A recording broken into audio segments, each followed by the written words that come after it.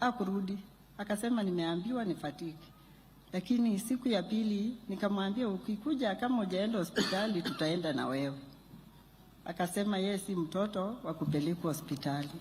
Wakati alirudi, akarudi akiwa amerudi tena hospitali. Akaniambia si nilikwambia mimi si mgonjwa, wanasema ni fatigue na vile niko na safari ya kuenda nje ni vizuri nitaenda kupumzikia nje. Mimi nikaamini mambo ya hospitali na daktari wake. Aliporudi kutoka nje alikuwa very weak. Hata nikamwambia hata licha ya wewe kuwa na event Malava, hairisha hii event uifanye wakati ingine kwa sababu naona mwili wako si mzuri. Akakataa na akasema yeye ni mzima, anaenda kufanya event yake.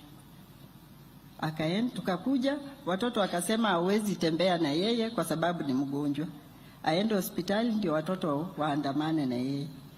Mimi nikaona hivyo, nikasema kwa sababu yeye anapenda watu wa Malava na nikikataa kuenda itamletea shida.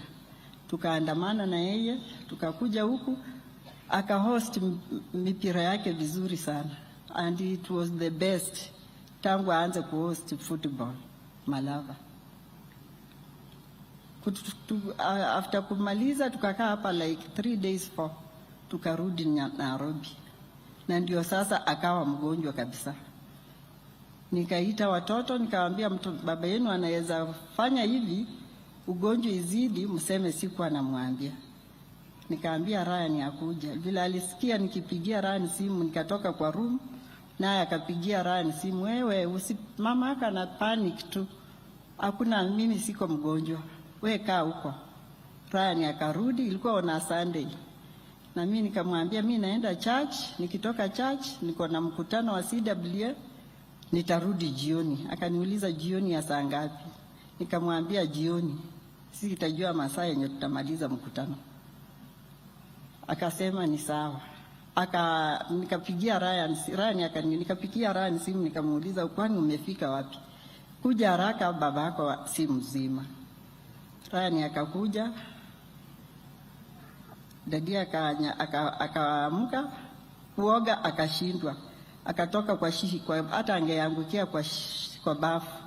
Ndio tukamchukua tukampeleka Nairobi Hospital. Kufika Nairobi Hospital wakapima wakapata ni malaria plus. Wakaanza kumtibu. Tukasikia tena ni bacteria mpaka wakati ilifika akafaint, ndio tukamtoa Nairobi Hospital tukampeleka Aga Khan vile Ryan amesema. Tukifika Aga Khan walimtibu kweli, akaamka akaonekana mtu mwenye afya mzuri. Tukasema hata madaktari wakaanza kusifu akisema wameona a miracle patient na wanaenda kuandika kitabu kulingana na mheshimiwa. After 3 days mheshimiwa ndio alituacha.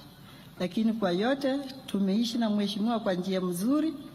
Mimi wamenilea kama the only girl in the house, ndio kila sana sikianga tu machozi na mwakika. Walinipenda sana, hakuna wakati Malulu ameniita Betty. Maybe akiwa kwa umati kama huu, lakini alikuwa anasema tu mshiere wanje mpaka wakati amekufa. Hata akielekea kukufa akaniambia mshiere wanje na sado ranga sendibulita langa bana endakaeni nabo. Nikienda kuita watoto nikapata ameishiwa na nguvu. Sasa hatukuongea. Kwa hayo yote mimi naomba tu Mungu amsaidie na amweke mahali pake pema. Alimpenda kuliko sisi vile tulivyompenda. Katika maisha ya boma, mheshimiwa kuonyesha ya kwamba alinipenda hakika. Mnaweza angalia boma vile iko na hata hii shamba. Hiyo tu ndio upendo mheshimiwa alikuwa ananipatia kila mara. Alikuwa mwanaume ambaye alisimama kama mwanaume na alipenda hata relatives wake. Hakuna relative mwenye anaweza kucomplain mheshimiwa kumsaidia. Wote alitutreat equally. Na mshukuru tu kwa yote ambaye alifanya, na sisi mimi pamoja na watoto tulikubali, tukajua ya kwamba ni Mungu amepatia mheshimiwa hii uongozi,